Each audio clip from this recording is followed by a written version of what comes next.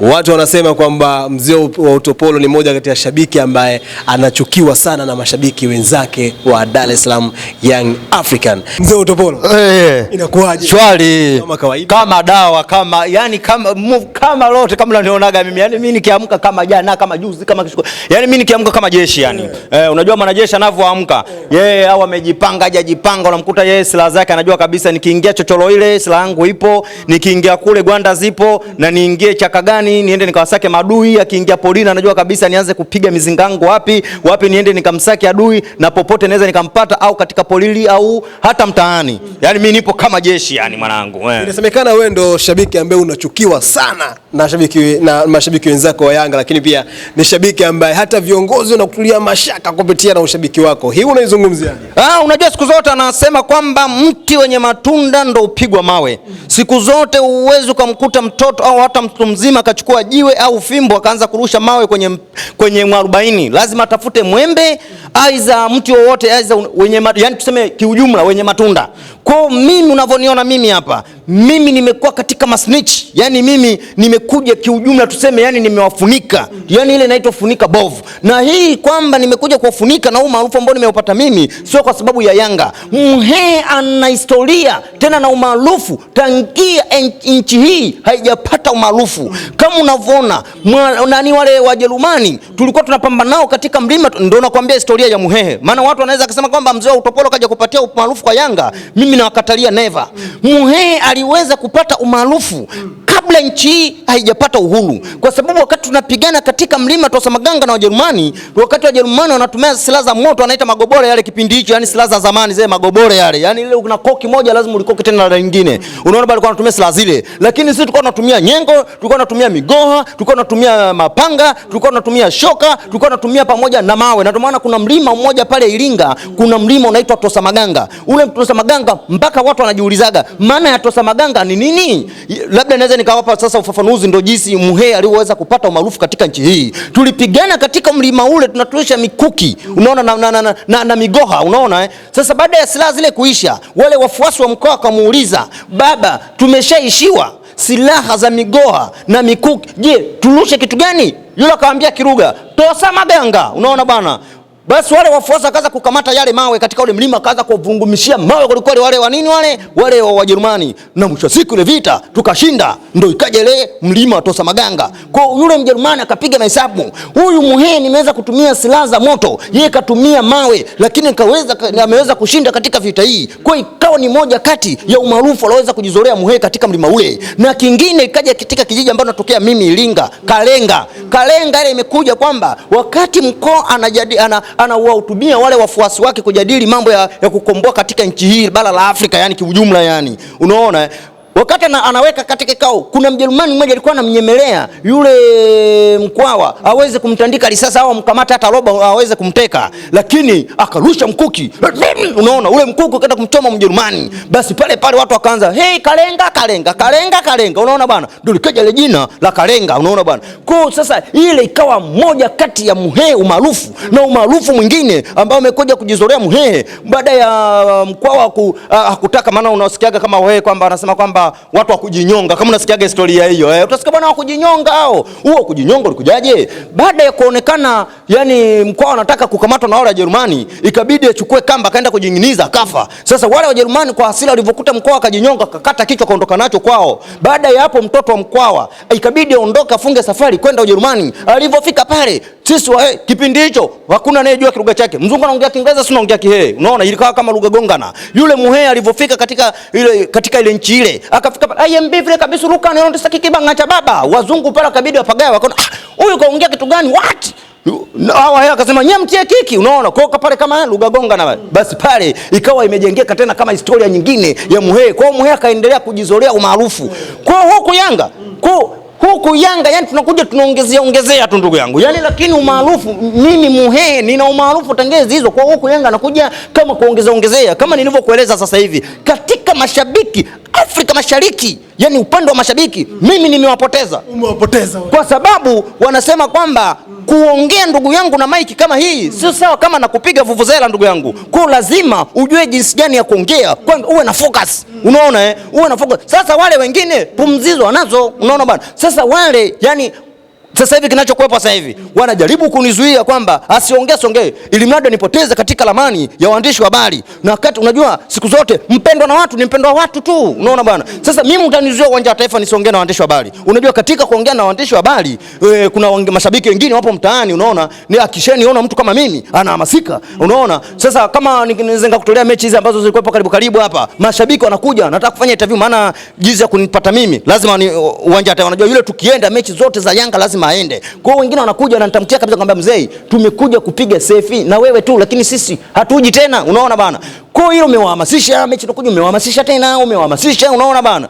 Lakini mimi naweza nikakueleza, yani kinachojadiliwa sasa hivi kwangu mimi, yani kiujumla hakuna kupepesa macho, nimewafunika. Kwa hiyo watu kusema mashabiki, baadhi ya mashabiki wa Yanga wana wivu sasa na utopolo. Nimesema hivi ndugu yangu, na hao mashabiki ni jukwaa la VIPB ndio wanaonichukia mimi, kwa sababu kama ni mashabiki wote mimi nakochezaga jukwaa la VIPB ni wapi hao? Hapa nani hapa kwa yani kutoka kwa viongozi chini yake hapa ndio wanakaa kwenye zile bomba pale, wanasimama hapa. Wanakaaga kwenye bomba, wengine wanakaa tu kwenye viti. Sasa wale wanaona kama mimi nimewafunika au nataka kuja kugombea kitu fulani pale Yanga. Kumbe maskini wa Mungu mimi nimeipenda Yanga ndugu yangu, mimi kama mimi. Na ndio maana ukisikilizaga hata historia yangu kwamba mimi nilikuwa zangu Iringa kule, nilikuwa naiona Yanga pale, ni kipindi hicho nilikuwa nasikiliza tu kwenye ma TV, kwenye radio yale mkulima, labda naweza nikaivizia pale nani Samola, ilivoporomoka daraja Yanga uione tena. Na ndio maana ukiingia historia yangu kwamba niliamua kupanda comfort au upendo, nikaamua kuifuata Yanga hapa Dar es Salaam. Kwa mimi Yanga unavoniona mimi mwenyewe ndo najuaga kanauli kangu nikatoe wapi, nikakope wapi, niende uwanja wa Taifa.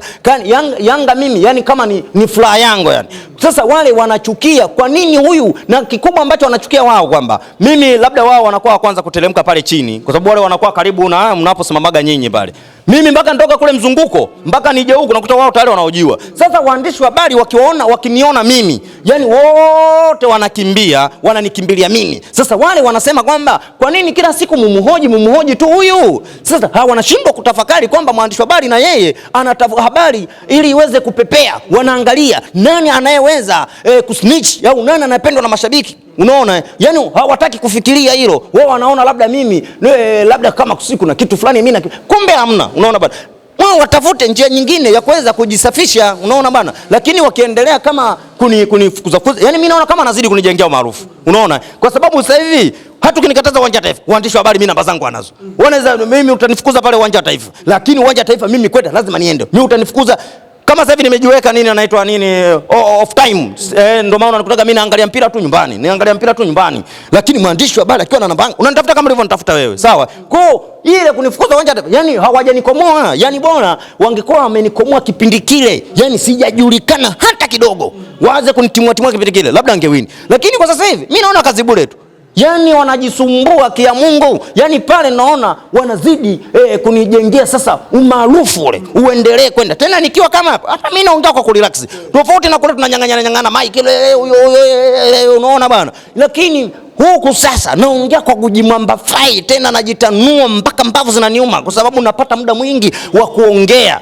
Kwa hiyo ya kusema kwamba eti wananichukia, mimi naona kwanza wanasema kwamba binadamu sisi hatufanani. Na hiyo unaosema kwamba labda viongozi sidhani, ila kwa baadhi ya mashabiki wengine wananipenda, wengine wananipendi. Kama unavyoona binadamu wote hawezi kukupenda. Kwa mimi wala wanaonichukia wacha nichukie, kwa sababu mwenye pumzi ya kukupa katika ulimwengu ni Mwenyezi Mungu, sio binadamu. Unaona kile labda jina ambalo limefanya mashabiki wengi wa Yanga wasikubaliane na wewe ni jina la utopolo, lakini pia hata viongozi kwa sababu jina la utopolo wewe ndio mtu ambaye umelianzisha, na hilo ndio jina ambalo wanaitwa sasa hivi la kiutani Yanga. Kwa sababu hivi unataka kuniambia hivi, haya nimetamka jina la utopolo, so wanaichukia Yanga na wana Yanga wako wengi. Hivi inakuwaje mimi nikae jukwaa lile wasinizonge, alafu mwisho wa siku mpira umeisha mje mnizonge nyinyi kundi la watu 20? Kwa nini? Kuna nini hapo? Ina maana hawa sio Yanga, nyinyi ndio Yanga asilia. Kwa nini wasinizonge hawa ambao nacheza nao ngoma huko? Kwa nini nje mnizonge nyinyi ambao mpo 20? Kwa hiyo mimi naweza nikasema kwamba haya mambo ambayo yapo, labda mimi ingetokea kipindi sasa viongozi kama wale mabwana wanatumwa na viongozi kwamba mumzuieni mtu fulani asiweze kuongea, labda wangetamka live kwamba bwana hatumuhitaji mtu yoyote. Na unavyomzuia mtu yoyote katika nchi hii inasimamiwa na kanuni na sheria. Mimi ni Mtanzania, nina uhaki wa kuongea chochote na nina uhaki wa kushabikia kitu chochote. Kwa hiyo unavyonikataza unatoa na sababu, kwa sababu ukitamka sababu kwamba huyu tunamkataza siongee kwenye media, katamka jina la utopolo. Unaona bana, ameibadilisha Yanga kutoka Yanga Sport Club kwenda jina la utopolo, tutaingia katika kwenye mitandao hata mahakamani. Unaona bana, kwa sababu mahakamani wanasema mwizi, watakwambia leta ushahidi, ushahidi unaletwa. Kwa hiyo hata sisi tukisimama kwenye mahakama, tena mimi napenda kwa ile sheria, unaona bana, na mimi nakuhakikishia kama tumesimama mahakamani, mimi nimekwambia nawapiga pesa, kwa sababu tutakwenda, watasema, mimi nitawaambia leteni ushahidi ambao Yanga nimebadilisha kutoka Yanga Sport Club mpaka Yanga Utopolo. Twendeni kwenye mitandao, andikeni mzee wa Utopolo. Atakuja nani hapo? Nitakuja mimi au itakuja Yanga? Tukimaliza naambia andikeni sasa Yanga tuone, nitakuja mimi au itakuja Yanga Sport Club. Tukimaliza hapa tunaongozana na hakimu, twende kwenye klabu ya Yanga, twende tukaangalie nembo ya juu, kwa sababu nembo ya Yanga inajulikana ni yani rangi yake ni njano kijani, unaona bana, na lamani ile kama kuna mtu hapa katenga ngumi. Sasa tunaangalia kwenye jengo la Yanga tuone kuna neno utopolo pale, au ni mashabiki wa Simba ndio wanaoeneza hili neno, unaona bana. Kwa kuna vitu vingine, yani unaweza kumletea mtu beef ambao haina kichwa wala miguu, ule unaitwa usela wa kibaka, unaona bana.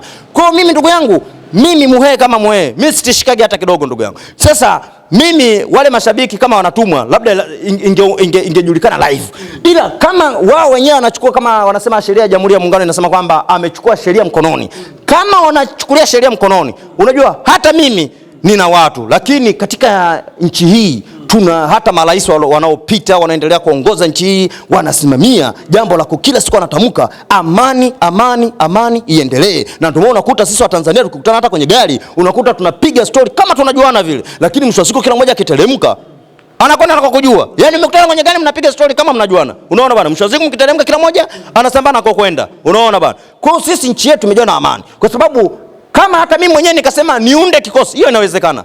Kwa sababu hata mimi unavyoniona mimi mwenyewe sasa hivi ninajulikana na watu, na sio kusema labda watu tu wa mtaani. Mimi mpaka maafande mimi sasa hivi nishajulikana nao. Mimi sometimes wananiambiaga panda kwenye gate, unaona wale wanaolindaga pale nani, wale wanakujaga na madefender, kwa sababu sio wanaelekeaga njia ambao mimi naelekea, wengine wanatokeaga pale Mombasa, wengine wanatokea hapa Stakishari. Kwa hiyo mimi najuana nao, unaona bana. Kwa hiyo hata mimi wangesema kwamba nilete lile nijenge genge lile ambalo sasa hivi kama mbwai na iwe mbwai, yani pale kuna siku kuna damu itakuja kumwagika. Lakini kwa nini tufikie huko? Mimi sitaki hata tufikie huko. Mimi sijatoka Iringa kuja kupigana na mtu. Sijatoka Iringa nije nizozane na. Na ndio unakutaga mimi ananizonga zonga pale. Mimi naamua kucheka tu, naamua kwa sababu sio Tanzania tumejaa amani. Unaona bana? Tumejaa amani, upendo na ushikamano. Lakini sasa mtu anavoleta ukibaka, alafu na mimi niseme sasa na iwe mbwai. Mimi kusema kwamba siku sasa nasema na siku zote anasema kwamba ukimwona mtu kila siku unamzonga naondoka. Umemzonga naondoka. Ipo siku atakuja kusema sasa kushabikia Yanga basi leo kama mbwai na iwe mbwai, damu itamwagika pale ndugu yangu. Mzee Utopolo, finali ambayo ilienda kupigwa Kigoma dhidi ya Simba na Yanga, inasemekana wewe watu walikudiscuss sana kwenye treni wakiwa wanarudi njiani. Hizo ni taarifa ambazo nimezipata kutokana na interview ya mwisho ambayo tulifanya mimi na wewe. Ilikuwa ni interview ambayo uliongea vitu vingi sana, lakini ndani yake kuna maneno ambayo mashabiki wa Yanga hawajaelewa katika ile interview. Yaani hawajaelewa ulikuwa unaisema Yanga ama ulikuwa unaizungumzia vipi Yanga kwenye ile interview. Yaani kwa namzungumzia yaani kwenye ile interview ya mwisho ambayo tulifanya mimi na wewe. Kuna maneno ambayo labda mashabiki wa Yanga hawajaelewa ambao umeyaongea mule ndani, na ndio maana kwenye treni safari nzima inasemekana uko unakutaja tu mzee Utopolo bwana anafanya vitu gani hivi. Yaani kuna maana siku tuliongea maneno mengi, labda wewe ulivyowasikia, maana mimi sikuwepo kwenye treni. Labda kuna neno gani ambao niliongea ukaanza tena kulidiscuss. Labda ulisikia neno gani hivi, labda nikumbushe kidogo ambao ulianza kunidiscuss. Sasa neno ile Utopolo? Neno utopolo nilishasema kabisa. Yanga ile itabaki kama Yanga kama Yanga. Nilishasemaga mimi, nilishateleza. Hata wao wenyewe wanatenda mabaya tena maovu kweli kweli. Kwa hiyo ulishaomba msamaha mashabiki? Yale yalishaishaga, lakini mimi nashangaa haya ambayo yanaendelea kufumuka. Sielewi yanatokea wapi. Labda nataka wasikie ukuomba msamaha tena. Mimi kwanza sasa hivi kuomba samahani tena nishachoka. Kwa hiyo siwezi kumuomba samahani sasa hivi mtu yoyote. Sasa hivi naye nichukulie ndio hivyo hivyo. Lakini mimi nilishasema kwamba mimi niliteleza na ilishaisha, na mimi ni shabiki mwezao, na mimi ni Mtanzania jini, ni kwetu Iringa tu hapo. Na kama wanataka ushahidi waje Majoe kule. Mimi nimekwambia nyumbani kwangu ukija mwenyewe utajua kabisa huyu ni Yanga. Watu wanasema kwamba ulimuogopa Mzee Mpili, ulimkimbia baada ya kutema cheche. Wewe hilo jina silitaki. Unajua kuna kitu fulani, unajua wazee unavyoongea nao, unajua kwanza yule ni mzee, alafu mimi ukiangalia ni kijana. Unajua ninavyoongea mimi focus na yule mzee. Ni vitu vili tofauti. Ni sasa wewe ndo kapige singeli alafu uniletee ngoma za msondo. Ni vitu vili tofauti, unaona bana. Sasa mimi unajua walichochukia zaidi wale mashabiki. Kuna interview fulani hivi nilifanya, achana na yako wewe. Wakati tumetoka kumfunga Simba, mimi niliuliza kipengele kimoja, nikasema hivi, huyu anayesema kwamba kashinda mechi wanasema is the big is the mechi ile ya tarehe 3. Kwa nini wanashindwa kumpongeza mchezaji? Kwa nini wanampongeza huyu mchezaji na niko wanampongeza huyu mzee? Hiyo interview kama uliiona. Nikasema kwa nini wanashindwa kuwapongeza mchezaji aliyofunga? Kwa nini wanampongeza huyu mzee anasema big is the match? Hii ni mbaya. Mbaya kivipi? Mchezaji kama mchezaji, kuna mechi ya Kigoma.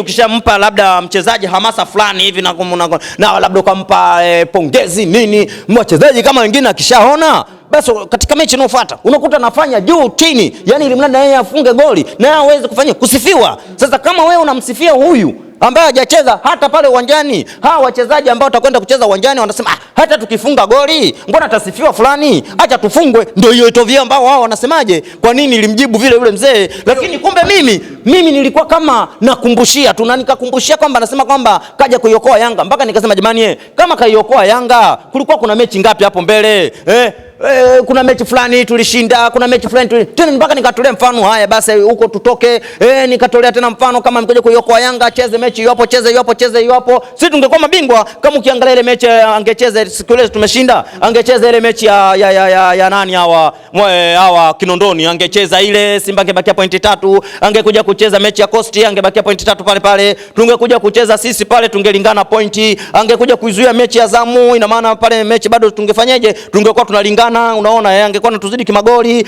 tungekuja kucheza mechi za mwisho. Sasa mimi nishinde Simba toe suru, mimi ningekuwa bingwa, ina maana ningemzidi pointi hizi mbili. Ndio nitoa mfano huo, lakini wao sasa bila kufikiria, ndio hiyo wanasema nimemjibu nini yule mzee. Unaona bwana, yani ndio hiyo ambao sasa wametoka sasa neno la utopolo tena, washahamishia tena mada nyingine. Kwa wale mashabiki sasa hivi kijumla nishasema nishazoea. Unaona bwana, mzee utopolo wewe Mzee Mpili haukubaliani naye hata kidogo. Yani haumkubali. Unajua katika kamati ya wazee, unaona kama unakumbuka ile semaga tucheze, kama unakumbuka kulikuwa kuna mgogoro wa kuto kucheza mechi ya tarehe 3. Wale wazee walikaa kwenye pale klabuni, kwenye klabu ya Yanga, wakasema tucheze kwa sababu kama unakumbuka kulikuwa kuna mambo ya TFF, yalikuwa mambo kibao. Unaona bana, tulikuwa tunapeleka kesi pale, zisikilizwe, tukipeleka ile tusikilizwe. Ndio maana wale wazee akasema mechi fulani si hatuchezi, watu ambie mechi ya tarehe 4 ilishwa kwa sababu gani? Unaona bana, na mimi nikaunga mkono. Unaona bana, kamati ya wazee, yani kwenye kamati zile ambazo wanazijadili wazee, mimi nazikubali. Kama unavyojua tena kijiji chochote bila wazee akijawa kijiji, wazee ndo kila kitu. Unaona kwa sisi ambao tumelelewa nini nyumbani, unaona bana, yani mikoani, yani wazee ndo kila kitu. Unaona bana, yani wale wanaleta amani. Unaona bana, kwa mambo ambayo walikuwa wanazungumza wale wazee, yani mimi nilikuwa nakubali. Lakini swala la kusema kwamba hii mechi kashinda fulani, hiyo ndo nilikuwa napingana, nikasema mimi sikubaliani nalo hilo. Unaona bana, kwa sababu tukiangalia hata huku Simba akishinda, jamani, Simba alishinda goli 5, lakini siku ya pili yake hatujaona kwamba fulani kashinda hizo goli. Ametufunga goli 4 kwenye FA Simba, hatujaona mtu fulani ameondoka mwenye magoli yale, hamna. Sasa kwa nini Yanga huku aje tuje tushinde goli 1 afu tuseme fulani ndo kashinda big za mechi? Ndio hicho ambacho mimi napingana nao. Sasa kuna watu ambao wanaona kama unaitetea Simba, watu ndio maana wengine mashabiki wa Yanga, viongozi wanajua kama huyu jamaa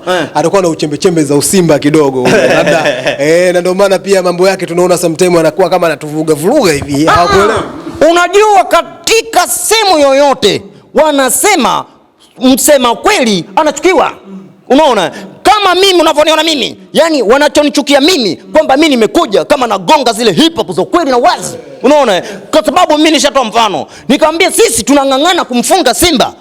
Ukiangalia misimu yote minne Simba kachukua pointi moja kutoka kwetu, lakini kwake sisi tumechukua mzunguko wa kwanza 1, mzunguko wa pili tunachukua pointi 3, ukijumlisha 4. Yani ndani ya mizunguko minne tumeambulia sisi pointi 16, Simba kaambulia pointi 4. Unaona bwana, mwisho wa siku sisi tunatoka mtaani tunajigamba kwamba tumemfunga Simba. Simba anatoka mtaani na kombe akinyanyua mikono juu kwamba yeye bingwa. Kipindi hicho sisi tunajigamba tumemfunga Simba. Kitu kama hicho ndio kinanikera, ndio nikana nasema kwamba kwa nini tuzitolee mechi za Simba na Yanga, yani povu, yani kwa nini tutoke mechi za Simba na Yanga kama huyu Simba tunamtolea povu? Kwa nini tusitolee povu na hizi timu zingine? Unaona bana, yani kiujumla, yani mimi wanachonichukia ni msema ukweli, mtenda wewe, na siku zote msema ukweli lazima chukiwe. Ila wanasema kwamba katika watu 50 kuna watu ambao wapo ndani ya manufaa na kuna watu ambao hawapo ndani ya manufaa. Mwenye manufaa labda na kitu fulani anachokitetea, kuna kitu anakipata, najua hata likiwa hili mimi manufaa yangu yako hapa. Ila shabiki kama shabiki, na ndio maana sasa hivi naweza kutolea mfano kwamba anasema kwamba tumekosa ubingwa, yani Simba alivyochukua ubingwa, na kutolea mfano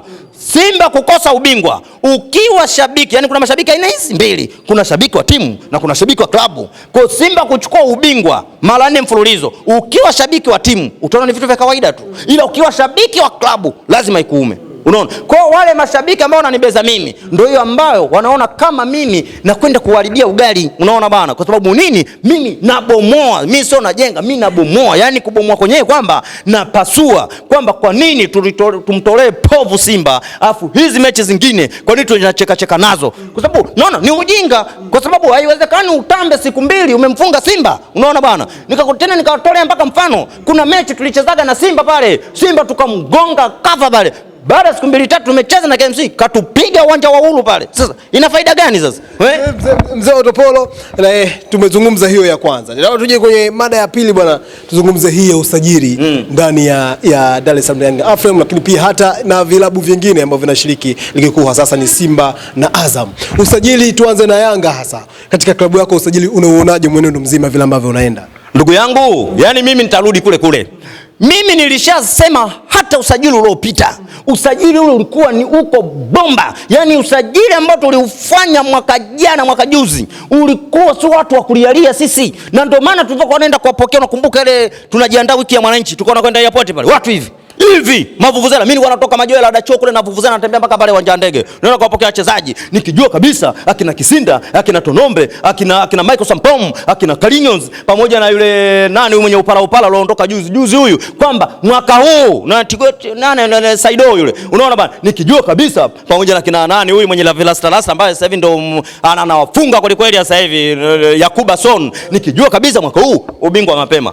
Na ukiangalia viongozi walisema mwaka huu ubingwa mapema, klabu bingwa mapema. Unaona bana, kutokana nini? Na mimi nilikubali kabisa kwamba wachezaji waliokuepo Yanga sasa hivi si watu wa kuungaunga, ni maprofessional. Lakini mwisho wa siku mchezaji akiingia uwanjani ndio hiyo narudi kule, tumejitahidi, tumejikakamua goli 1, tumejikakamua, tumejipinda goli 2-1, tumejikakamua 3-2. Unaona bana, na wakati wachezaji professional. Na ndio maana ukiangalia mimi clip zangu nilizokuwa nazitoa, nilikuwa nasema jamani, hiyo Yanga jiangalieni. Unaona, kamati ya ufundi ifanye kazi ipasavyo. Unaona bana, kwa sababu kwa nini?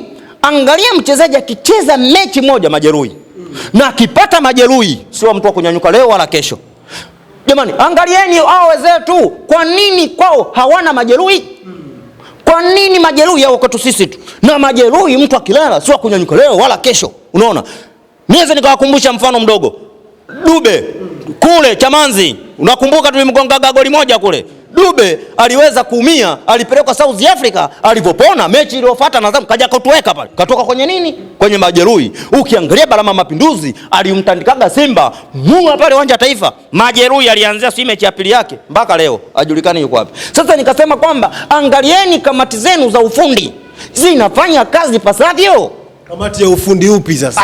Ndugu yangu, Unavyosikia kamati ya ufundi, kuna kamati ya aina mbili. Kuna kamati ya ufundi ambayo ipo pamoja na timu, yani wale wanaitwa kuwaweka viungo sawa, yani wapo karibu na timu, yani kwenye mazoezi na kila kitu. Sasa kuna kamati hii ambayo ya ufundi, yani kwa jina lingine kifupi inaitwa kinyemba.